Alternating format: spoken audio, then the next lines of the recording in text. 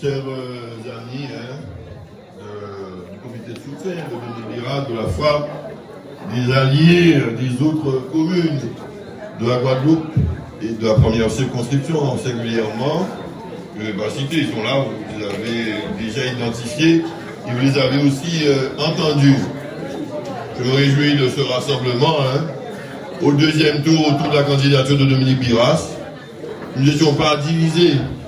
Il y en a eu raison de le rappeler, nous étions dispersés. Ce n'est pas la même chose.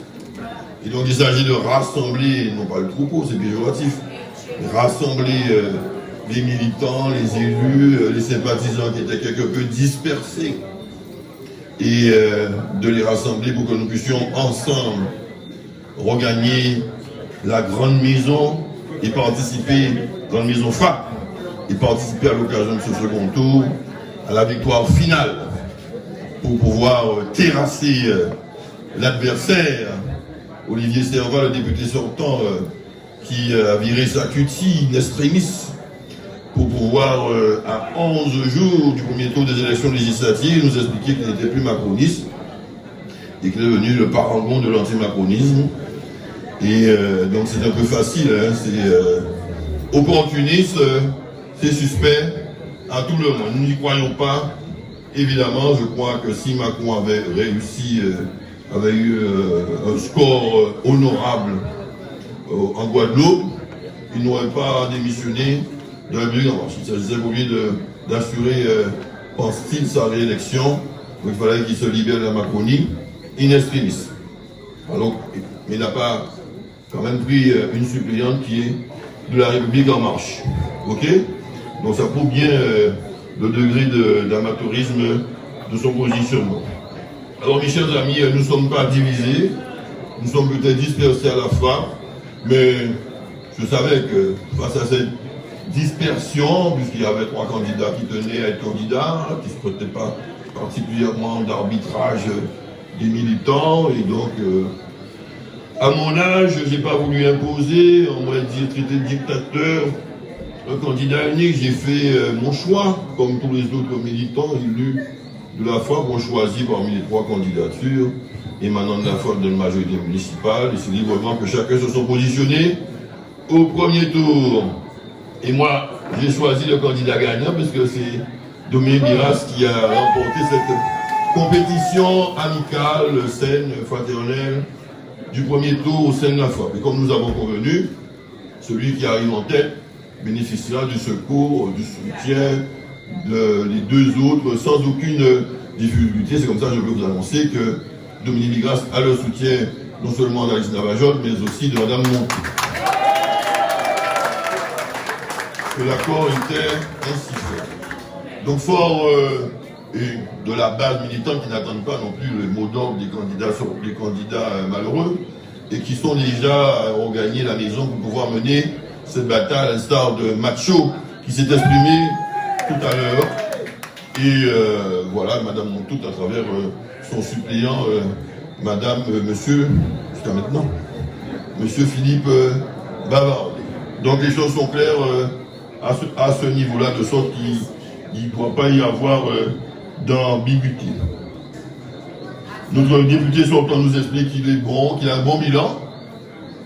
Bon bilan avec Macron, mais en même temps il quitte Macron, il y a un problème. Il défend son bilan, j'ai un bon bilan, le député, j'ai bien travaillé. Mais il quitte Macron. S'il avait travaillé avec Macron, il faudrait qu'il continue. Avec Macron, il y a un problème. Ça prouve bien le degré d'hypocrisie de ce député sortant. Alors, je ne serai pas très long, il faut laisser la parole au candidat qui puisse expliquer un peu ses orientations. Simplement, ce que je veux dire, c'est que nous rassemblons la FRAPP, le PS, le PD, PPDG, la France Insoumise et l'Union Populaire, la NUPEPS, la NUP ou la NUPES.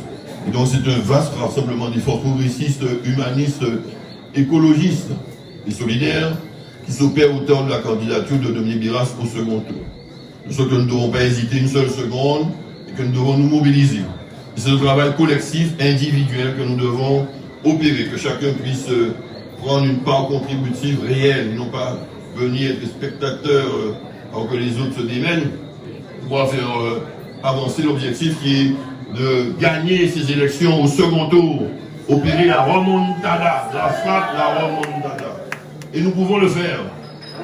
Nous pouvons le faire, puisque la somme de nos voix dispersées sous 3 candidatures, voire davantage, dépasse, aux avis très largement, mais dans la circonscription, dépasse qui est un peu aussi celle opérée par Olivier Servat au premier tour. Et et nous avons, nous dispersé en 3, mais en fait en 4 parties, puisque la 4e partie, c'est les abstentionnistes, qui étaient très nombreux à la frappe, parce qu'ils disaient 3 candidats, on ne voit pas clair, on va attendre le 2e tour pour pouvoir se prononcer pour celui qui est le mieux placé. Ils sont très largement majoritaires, ce sont des milliers de voix ainsi que nous avons en suspens et qui attendent uniquement, et c'est le cas aujourd'hui, que la frappe puisse présenter un candidat dans ces élections, de sorte qu'il puisse le supporter et que nous puissions au second tour opérer cette remontada et permettre à la frappe de gagner Ecosabim à l'occasion du second tour des élections législatives. Parce qu'il s'agit de combat interne aussi au niveau des amis, il faut le comprendre. Parce que si M. Servat redevient député, alors que nous l'avions déjà réduit à la portion congrue à l'occasion des élections législatives, municipales, eh bien, me compliquer la tâche. Parce que j'ai pris le temps d'organiser, de tisser, de coudre, de recoudre, hein, de façonner une majorité qui a remporté 75% des voix à l'occasion des élections municipales, et vous, par négligence, par laisser aller, ok, m'en foutisme, certains vont laisser Servat redevenir député de cette circonscription. Pour venir m'embêter, m'emmerder, disons crûment, au niveau de la vie des amis, mais m'empêcher peut-être d'avoir les subventions que j'aurais pu avoir avec un député digne de ce nom. Alors ne me compliquez pas la tâche. J'ai des forces, mais mes forces ont des limites. Je ne peux pas à chaque fois remettre l'ouvrage de mes pieds et recommencer le rassemblement là où certains parmi nous ont opéré la division. Inutile. Ok? Donc, contribuer à ce que nous avons tissé, nous avons cousu ensemble, conservez-le. Je ne peux pas à chaque fois recoudre, rassembler, etc. Vous allez muser inutilement. Et nous avons tellement de choses à faire encore pour la vie des amis, pour Cap Excellence, pour cette première circonscription avec le monde à l'eau. Nous avons beaucoup d'ambitions communes avec Marie-Galante, notre territoire sœur, puisque Marie-Galante est pratiquement le 4e canton de la ville des Abîmes. Ok? Et les Marie-Galante diront qu'ils sont pratiquement aussi des Abîmiens, puisqu'ils sont dans le 3e canton, pratiquement une majorité de Marie-Galantais. Et donc, ne compliquez pas la tâche à votre leader, vous l'avez choisi. Il faut l'aider, il faut l'accompagner. Et non pas lui compliquer la tâche pour satisfaire quelques ambitions, peut-être personnelles, légitimes certes, mais prématurées, non pas de circonstances. Là où il s'agit de rassembler les énergies pour pouvoir aller de l'avant, continuer à construire cette belle commune qui marche vers l'excellence cette communauté d'agglomération que tout le monde en vit partout. Et cette façon, vous allez me compliquer la tâche, me mettre des bâtons dans les roues, etc. Pourquoi? Pour arriver à un résultat, nous avons aujourd'hui M. Serva qui favorable parce qu'il est arrivé en tête. Nous l'avons réduit à la portion congrue encore une fois. Alors, nous pouvons réparer ces peut-être erreurs de parcours. Toutes les ambitions sont légitimes en nous rassemblant au deuxième tour. Aux abîmes, déjà, aux abîmes, on peut faire la différence. Ok? Largement. Largement. Nous avons été élus avec près de 14-15 000 voix. Et là, ça fait 2000 et quelques, parce qu'il y a très peu d'abstention. La Bajotte a fait 2000 et quelques, la Montout a fait un peu moins. Dans la circonscription, nous arrivons dans les deuxième, troisième et quatrième positions, derrière Serva. Donc il est bien évident que c'est toutes ces forces qui sont les nôtres. On va se réunir, ce sont les militants, ce sont les électeurs qui votent. Il y a des mots d'ordre, des candidatures, des têtes de liste, mais il n'y a pas de difficulté à ce niveau-là, parce que je sais qu'il y a aussi bien Régina Bajotte que Mme Montout, voilà, sont avec nous, sans difficulté. Il ne peut pas en être autrement, sinon nous aurions été trompés sur la marchandise et les intentions des uns et des autres. Donc, fort de ce rassemblement, nous allons pouvoir gagner ces élections. Aux abîmes seulement nous gagnons. Mais nous comptons évidemment sur les forces ici présentes, Marie-Galante, Le Monalo et Pointe-à-Pitre pour aussi remonter, faire une petite remontada.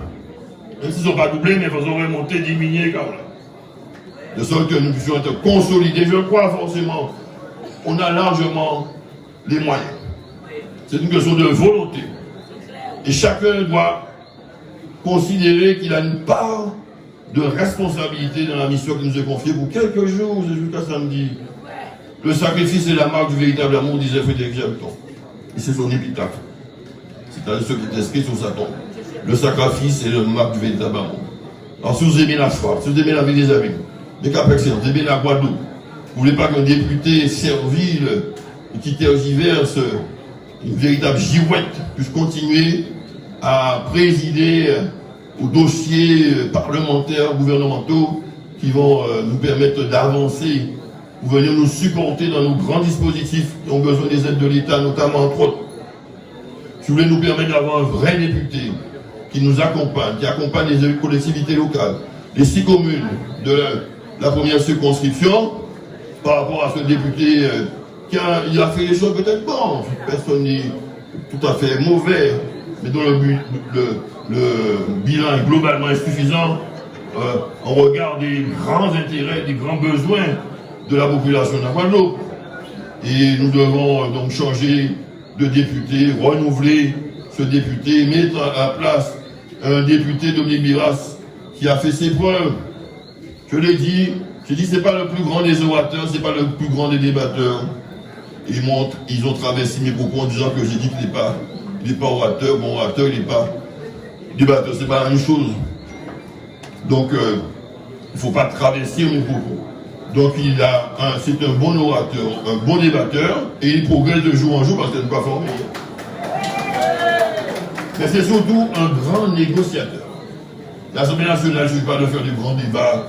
L'Assemblée nationale, il y a 677 députés, peut-être qu'il y a 10 ou 15 députés qui sont des grands orateurs, les autres, ce sont des techniciens, ils lisent leur discours, etc. Mais parfois, ce n'est pas les grands orateurs qui font avancer les choses, ce sont ceux qui, dans les commissions, dans les cabinets ministériels, auprès du gouvernement, auprès du chef de l'État ou de son cabinet, font avancer pied à pied les dossiers. Et là, c'est la qualité de Dominique Biras, c'est un bon négociateur. C'est lui qui a pu mettre en place Carulis, les Car Orange. C'est lui qui met en place le grand projet de valorisation des déchets ménagers assimilés à la GABA, au CIVAD, qui va nous créer des centaines d'emplois, donc pour bénéficier les citoyens de la circonscription. Donc, c'est ce dont nous avons besoin. Nous avons besoin d'un bosseur qui fait avancer les dossiers. Pas d'un coq à belle pose, qui fanfaronne, qui parle, qui tergiverse, qui ne sait pas où se fourrer. Non, on n'a pas besoin de ça. Moi, j'ai besoin à côté de moi, Dominique Biras, Les dossiers que je lui ai confiés, il a réussi tous les dossiers, 100%, sans exception. Et c'est pour ça que j'ai voulu le choisir. Je n'ai pas voulu choisir quelqu'un peut-être qui a une bonne éloquence, qui parle bien, etc. Mais qui n'a pas forcément encore toute l'expérience dont on a besoin. Ok? Et donc, et ça viendra. Chacun son temps, chacun son mérite. Alors, faites comme moi.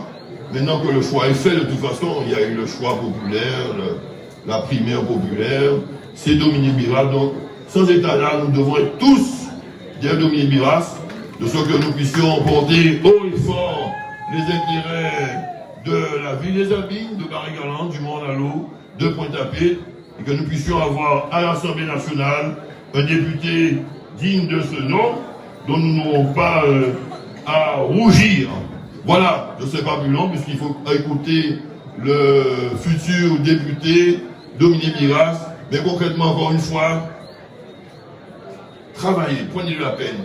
C'est le fond qui manque le moins. Mettez l'ouvrage sur le métier sans arrêt.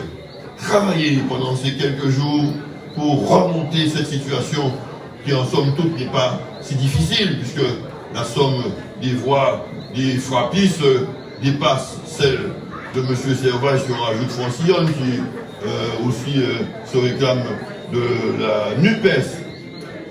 Nous dépassons largement, mais ce n'est pas sous ces voix que je compte particulièrement, puisque je sais que l'immensité des voix, les 10 000 voix que nous avons jachères quelque part au niveau de la frappe, eh bien, ils vont se mobiliser dès lors qu'ils verront clair dans nos intentions que nous aurons un seul candidat à leur proposer, et c'est tel une vague déferlante, jaune et bleue, qui vont débarrasser la ville des Abîmes, et ce faisant la première circonscription de ce député fourmi rouge en rouge qui ira ailleurs sous d'autres cieux porter sa mauvaise parole, et nous pourrons aller à l'Assemblée nationale, porter un enfant du pays, un entrepreneur du pays qui a su réussir dans son métier, qui a su réussir partout où il a eu des responsabilités, aussi bien au niveau du transport, au niveau des déchets, au niveau de son entreprise, au niveau de sa corporation.